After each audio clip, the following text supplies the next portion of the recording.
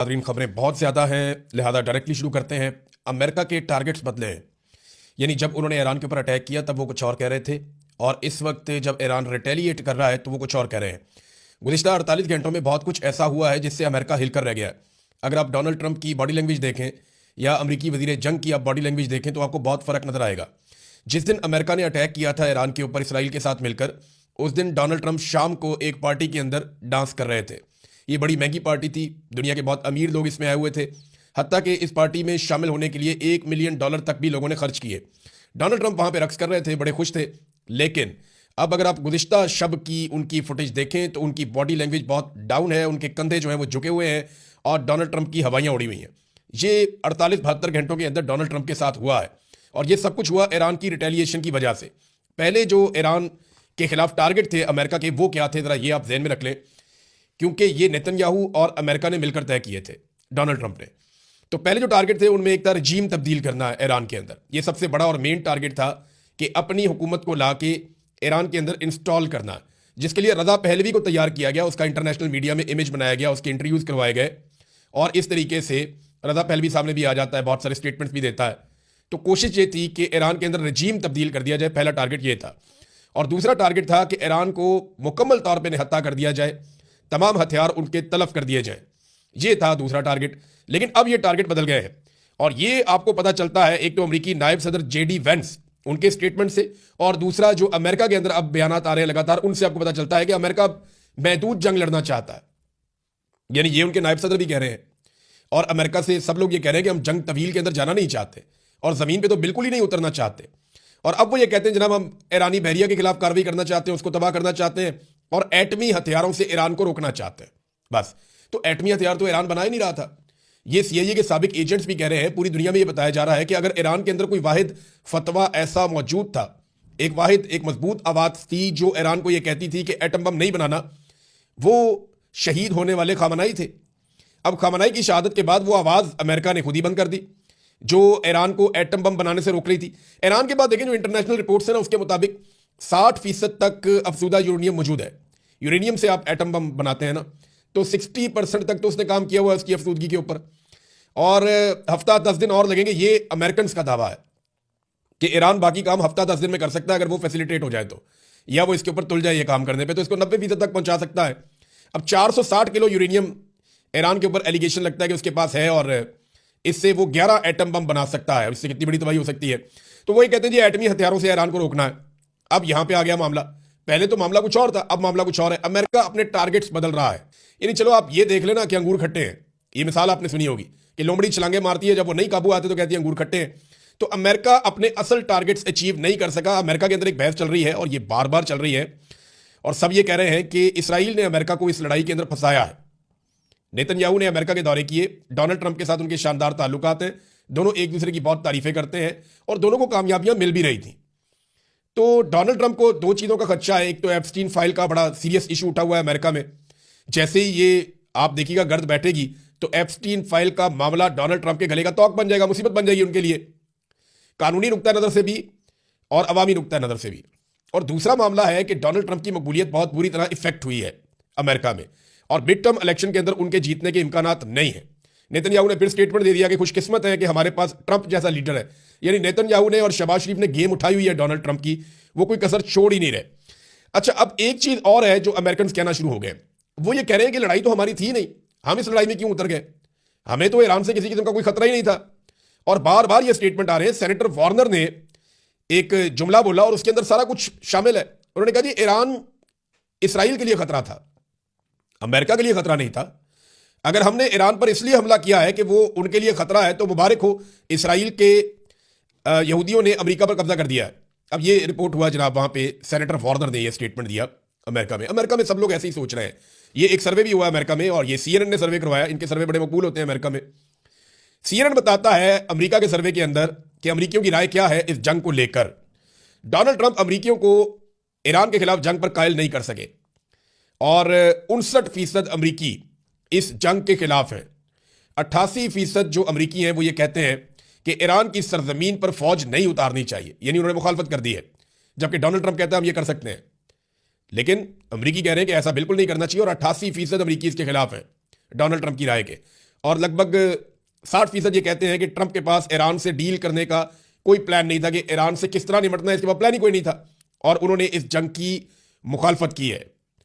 नाज़रीन, सऊदी अरब के अंदर जो अमरीकी एम्बेसी के ऊपर अटैक हुआ, मैंने आपको पिछले वीलॉग में बताया था, उसकी तस्दीक हो गई है।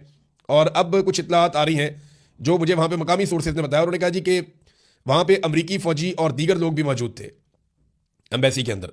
ये अमेरिकन एम्बेसी के अंदर इनका फौज का अमला होता है, हिफाजत के लिए भी होता है, वहाँ पे मौजूद रहता है।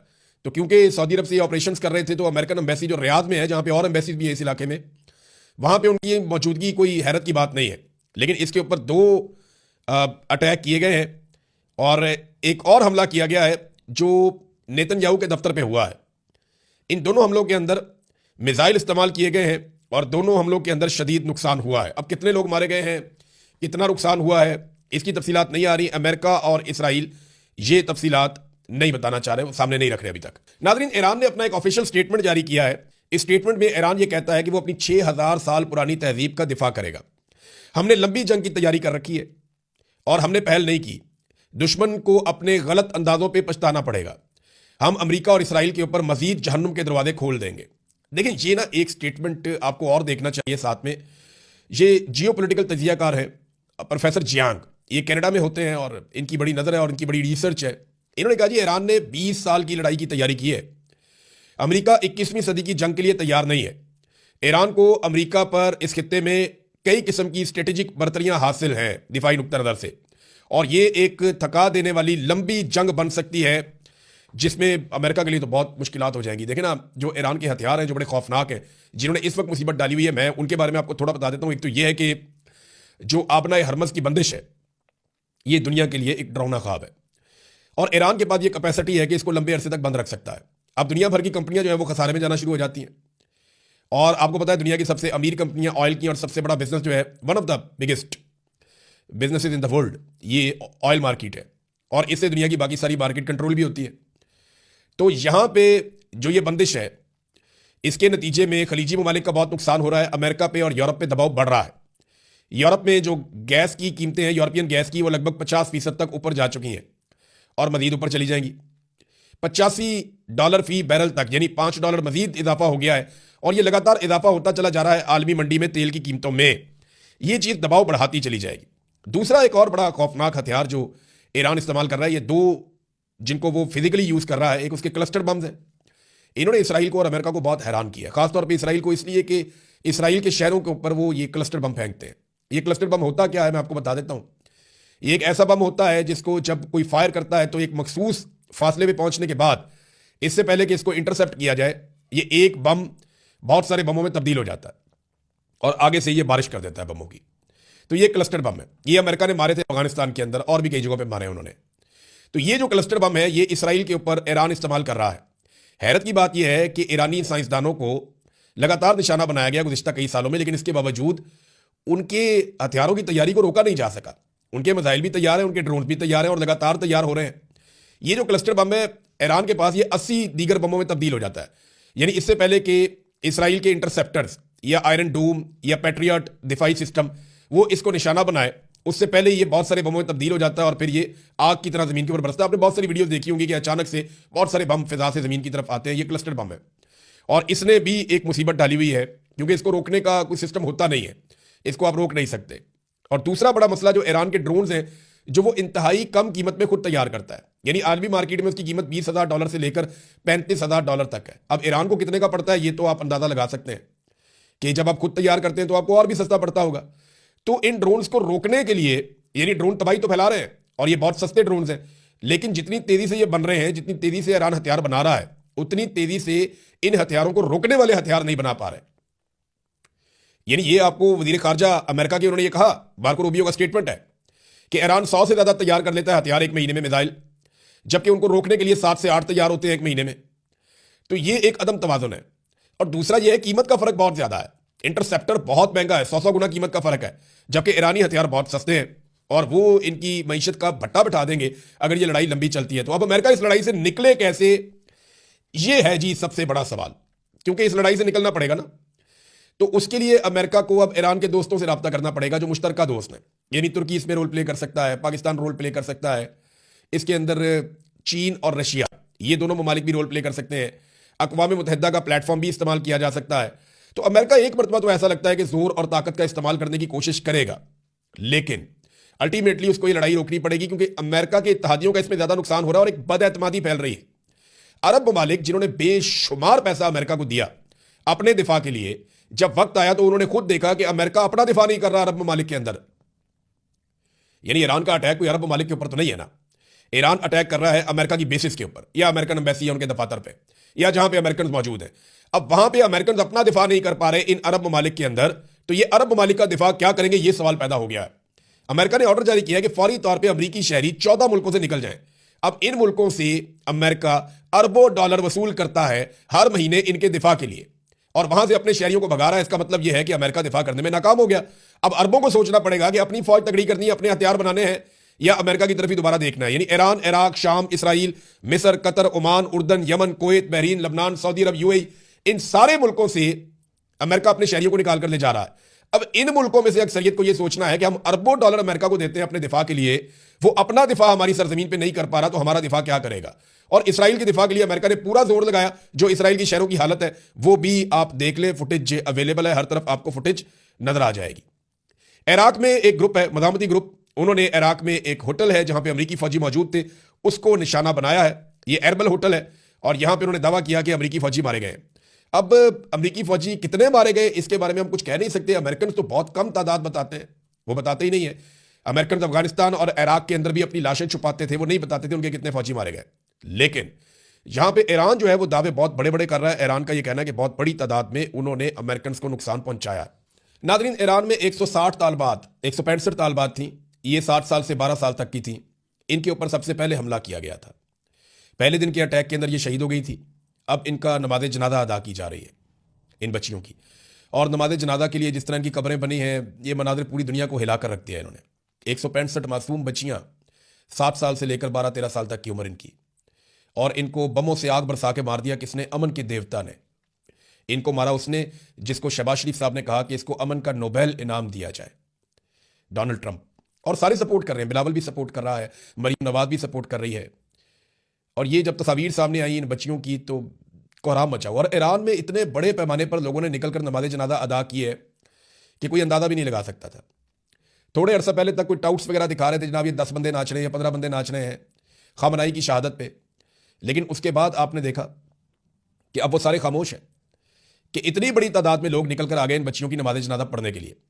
इसराइली बंकर्स के अंदर बैठे हुए हैं, अमेरिकन से हज़ारों मील दूर बैठे हुए हैं, जबकि ईरानी सड़कों पर खड़े होकर जंग का मुकाबला कर रहे हैं। ये फ़र्क तो है, ये फ़र्क है। नाज़रीन, एक सवाल और पैदा होता है, मैं ये पाकिस्तान में आने से पहले आपके सामने रखता हूं कि अगर अमेरिका यहां से बेइज्जत होकर निकलता है तो क्या वो सुपर पावर होने का अपना स्टेटस अब बरकरार रख पाएगा? देखिए, अमेरिका अपनी इज्जत खो रहा है। अब यूरोपीय ममालिक उसकी बात नहीं मानते, उसे आंखें भी दिखाते हैं। दुनिया में जो उसका सिक्का चलता था वो अब वैसे नहीं चलता। अमेरिकन अपनी वक़्त खो रहे हैं और चाइना बहुत तेजी से आलमी उफक के ऊपर एक जाइंट बनकर सामने आ रहा है। इस पर हम वीलॉग जरूर करेंगे, मैं बहुत सारी तफसीलात और चीजें आपके सामने रखूंगा। अब आ जाए पाकिस्तान के मामला पे। पाकिस्तान के ISPR ने यह खबर लगवाई सीनियर सिक्योरिटी राय कह के कि पाकिस्तान नेक्स्ट नहीं हो सकता। यानी ये मुमकिन नहीं है कि पाकिस्तान के ऊपर हमला किया जाए और पाकिस्तान जो है उसको टारगेट किया जाए। पाकिस्तान एक एटमी कुव्वत है, ये बात ठीक है, पाकिस्तान के पास एटम बम है, दुनिया 10 दफा सोचेगी, लेकिन खतरात पाकिस्तान को हैं, इसलिए क्योंकि पाकिस्तान के एटम बम को इसराइल अपने लिए खतरा समझता। ईरान पर मुसल्लत जंग का एजेंडा इसराइली असर को पाकिस्तानी सरहद तक लाना है, ये कौन कह रहा है? वजीर दिफा। ISPR कुछ और कह रहा है, वजीर दिफा कुछ और कह रहा है। ISPR कह रहा है नहीं, कुछ नहीं होता, कोई नहीं आ रहा हमारी तरफ, जबकि वजीर दिफा कह रहा है कि ईरान पर जो जंग मुसल्लत की गई है उसके पीछे जो असल एजेंडा है वो ये है कि इसराइली असर पाकिस्तानी सरहदों तक पहुंच जाए। ये है जनाब। वजीर दिफा कोई और स्टेटमेंट देता है पाकिस्तान का, ISPR कोई और स्टेटमेंट बताता है सिक्योरिटी राय के नाम के ऊपर। तो यहां पर कंफ्यूजन है, लेकिन एक चीज की कंफ्यूजन बिल्कुल नहीं है। 2 मुतालबात बहुत ज्यादा जोर पकड़ रहे हैं पाकिस्तानी हुकूमत पर। नंबर 1, बोर्ड ऑफ पीस से निकल जाए फौरी तौर पर। नंबर 2, जो नोबेल इनाम की नामजदगी आपने की है वो वापस ले लें, क्योंकि ट्रंप की अमेरिका में जो हालत हो रही है ना, पाकिस्तानी रजीम को चाहिए कि आहिस्ता आहिस्ता अब ट्रंप से कुछ थोड़ा बहुत फासला बना ले।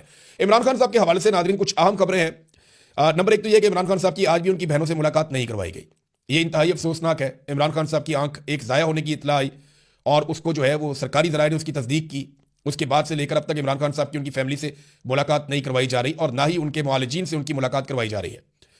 और अदालत में केस किया, लाहौर हाई कोर्ट में आज केस लगा हुआ था, जैसा कि हमने आपको कल बताया था।